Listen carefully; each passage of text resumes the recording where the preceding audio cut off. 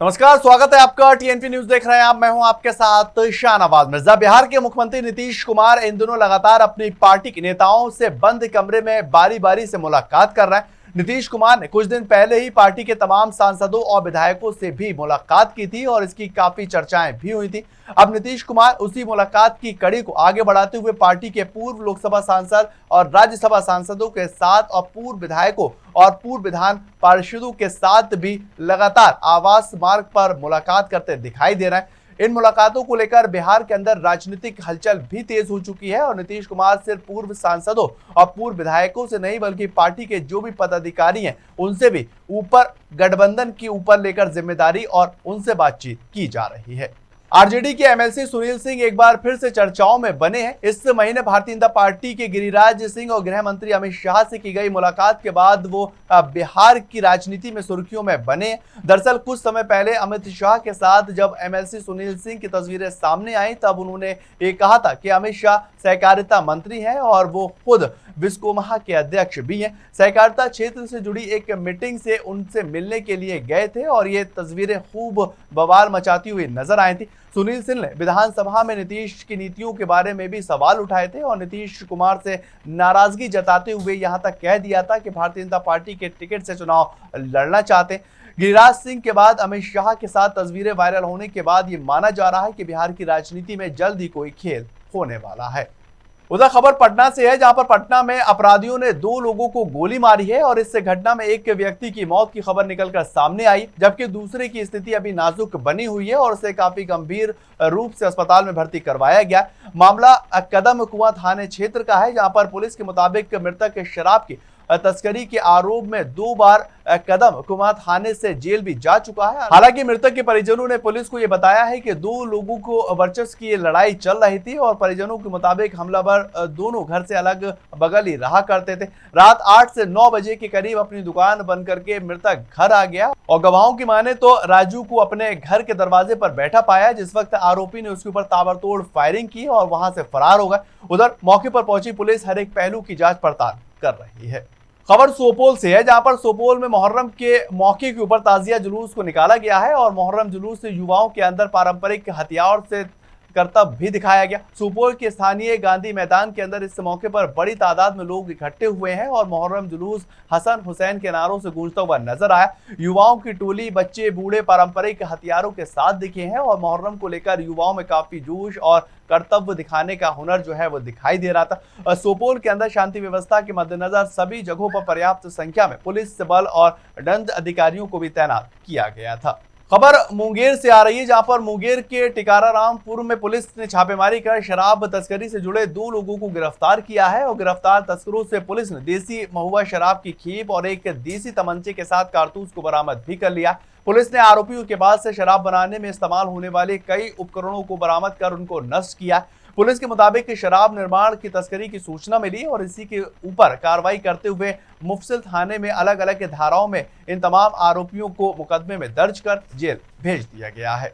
खबर सीवान के मथुरापुर गांव से है, जहां पर अपराधियों ने एक बुजुर्ग व्यक्ति को गोली मारकर उसकी हत्या कर दी और बुजुर्ग रास बिहारी सिंह अपने घर में सोए हुए थे, जहां अपराधियों ने सीने में गोली मारकर उनकी हत्या की है और हत्या को अंजाम देने के बाद अपराधी मौके से फरार हो गए। मृतक गांव में देसी डॉक्टरों के रूप में चर्चित था और गोली की आवाज सुनकर परिजन घर के बाहर निकले तो देखा कि बुजुर्ग खून से लथपथ पड़े हुए। परिजन बुजुर्ग को सीवान सदर अस्पताल लेकर पहुंचे, जहां डॉक्टरों ने उनको मृत घोषित कर दिया। वारदात की सूचना मिलते ही मौके पर पुलिस पहुंची, शव को कब्जे में लेकर पोस्टमार्टम के लिए भेज आगे की जांच पड़ताल की जा रही है। खबर रोहतास से है, जहां पर रोहतास में नवविवाहित की गला घोंटकर हत्या करने का मामला निकलकर सामने आया है और रोहतास जिले के तुलसी गांव का ये पूरा मामला है, जहां पर नवविवाहित की गला घोंटकर हत्या कर दी गई और सूचना मिलते ही मौके पर पहुंची पुलिस ने शव को कब्जे में ले लिया है, पोस्टमार्टम के लिए भेज आगे की कार्रवाई शुरू कर दी है। बात मोतिहारी की करेंगे, जहां पर बारिश की वजह से धान उत्पादन करने वाले किसानों को एक बड़ी राहत मिली है और मोतिहारी में लंबे इंतजार के बाद झमाझम बरसात से किसानों के चेहरे खिल उठे। जिले के अंदर बरसात से जहां मौसम सुहाना हो चुका है और लोगों को गर्मी से राहत मिली है, साथ ही किसानों के चेहरे भी खिले नजर आ रहा है। धान और गन्ने की फसल के लिए बारिश एक संजीवनी साबित होगी और इससे तेजी से धूप और गर्मी से फसलों की सिंचाई में जरूरत पड़ रही थी। किसान कई दिन से धान की फसल को लेकर पंपिंग सेट से सिंचाई में काफी ज्यादा खर्च किया करते हैं और बारिश होने से किसान काफी ज्यादा खुश हैं। बारिश होने के कारण भीषण गर्मी से लोगों को राहत मिली है और साथ ही अपने जो किसान भाई बहन हैं उनको एक अलग सी खुशी की लहर उमंग चुकी है। बारिश होने से जो भी उनके फसल थे वो बर्बाद हो रहे थे, अब उनकी फसल बर्बाद नहीं होंगे और उपजाऊ बनेंगे। जितने भी धान की खेती हो रही है, जितनी भी रोपनी हो रहे हैं, सब और अब उपजाऊ होगा। बारिश ऐसा ही होते रहे और गर्मी से तो और भी राहत हो चुकी है और किसानों में तो उमंगे छाए हुए हैं। बेगूसराय के मंझौल में 10 नवनिर्मित कोर्ट भवन और अपर जिला एवं सत्र न्यायाधीश मंझौल कोर्ट का ऑनलाइन उद्घाटन पटना हाईकोर्ट के न्यायमूर्ति व सह निरीक्षकी न्यायमूर्ति बेगूसराय पार्थ सारथी ने किया। इन नए अदालती भवनों के उद्घाटन से मंझौल अनुमंडल के निवासियों को कई सालों का इंतजार जो है वो खत्म हो चुका है और मंडल के एडीजी कोर्ट के शुरू होने से अनुमंडलीय व्यवहार मंझौल में अब कुल 5 कोर्ट काम करने लगेंगे। इन अदालतों की मांग काफी लंबे समय से की जा रही थी। आज 10 कोर्ट बिल्डिंग का उद्घाटन आज किया गया है ऑनरेबल जस्टिस पार्थ सारथी जी के द्वारा, जो इस जिले के प्रभारी जज हैं, इंस्पेक्टिंग जज। और बहुत खुशी की बात है, अब लोगों को यहीं पे न्याय मिलेगा। यहाँ एडीजे कोर्ट की भी स्थापना की गई है, यानी क्रिमिनल केसेस के लिए भी अब बेगूसराय नहीं जाना पड़ेगा। इससे जो नज़दीक में न्याय मिलना और जल्दी न्याय मिलना, उसके लिए बहुत फायदा होगा। और मुझे पूरी उम्मीद है कि इससे जो विधि व्यवस्था और वैसे लोग जिन्होंने कानून को राख पे रख के कोई भी कार्रवाई की हो, क्राइम किया है, उनको सजा जरूर से मिलेगी और जल्दी से जल्दी मिलेगी। क्योंकि हम लोग कहते हैं justice delayed is justice denied, यानी जितना विलम्ब होगा उतना दिक्कत है। इसीलिए त्वरित निष्पादन के लिए किया गया पहल और सभी लोगों को मेरी तरफ से भी शुभकामनाएं। आज मंझौल अनुमंडल में 10 कोर्ट बिल्डिंग प्रीमाइस का उद्घाटन किया गया है ऑनरेबल जस्टिस पार्थ सारथी सर के द्वारा। इससे बहुत फायदा होने वाला है क्षेत्र की आम जनता को। कोर्ट के मामले में और पुलिस के मामले में स्पीडी इन्वेस्टिगेशन और स्पीडी कन्विक्शन कराना सरकार से लेकर सभी की प्राथमिकता है। तो उस उद्देश्य को हासिल करने के लिए ये जो कोर्ट अलग से यहाँ पे स्थापित की गई है, इससे बहुत फ़ायदा होगा। यहाँ के जो वकील हैं, यहाँ के जो आम जनता है, उनको भी अब बेगूसराय सदर तक नहीं जाना पड़ेगा, जल्दी यहाँ पे काम हो जाएगा। इसके अलावा इस नई कोर्ट बिल्डिंग में प्रोसिक्यूशन के लिए, अभियोजन के लिए अलग से व्यवस्था की गई है, अलग से यहाँ पे जगह है। तो वकील से लेके हमारे जो पब्लिक प्रोसिक्यूटर हैं, सबको काफ़ी सहूलियत होने वाली है और इससे पूरा जो क्रिमिनल जस्टिस सिस्टम है उसमें तेजी आएगी। और कुल मिला के इसका जो उद्देश्य है वो ये है कि लोगों को न्याय जल्दी मिलेगा।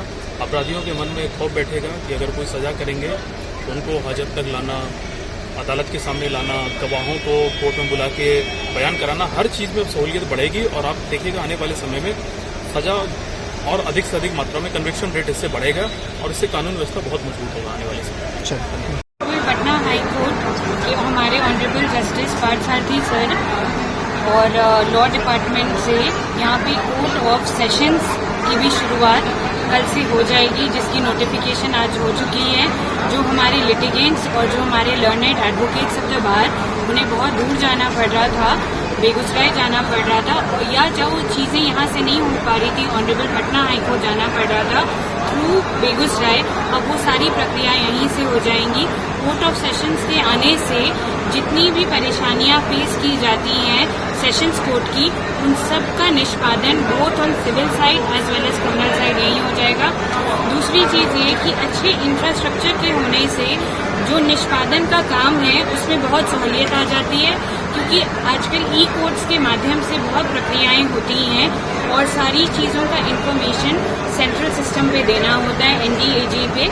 सारी चीज़ों की सुविधा यहाँ पे मंझौल में अब उपलब्ध हो गई है। इससे मैडम डेफिनेटली, क्योंकि यहाँ पे अब कंप्लेन केसेस डायरेक्टली यही फाइल की जा सकती है और सेशंस के जो भी केसेस थे पर्टेनिंग टू मंझौल, सबका निष्पादन यही हो जाएगा। क्या मैडम रेगुलर और एंटीसिपेटरी बेल का भी प्रोविजन इसी? जी डेफिनेटली, सेशंस कोर्ट में ऑब्वियसली बेल फाइलिंग का पावर जी सब प्रॉब्लम्स यहाँ पे सर धीरे धीरे सारी चीजें नोटिफाई हो चुकी हैं और ये कल से हम लोग इसके रेगुलर प्रक्रिया में आ जाएंगे। जैसे अदर कोर्ट में एबीपी और रेगुलर के लिए पहले डिस्ट्रिक्ट जज साहब का यह फाइल होता था, उसके बाद ट्रांसफर लाते थे हम लोग, क्या यहाँ भी वो प्रोविजन होगा कि फाइलिंग और डिस्पोजल के साथ ये पावर में आएंगे?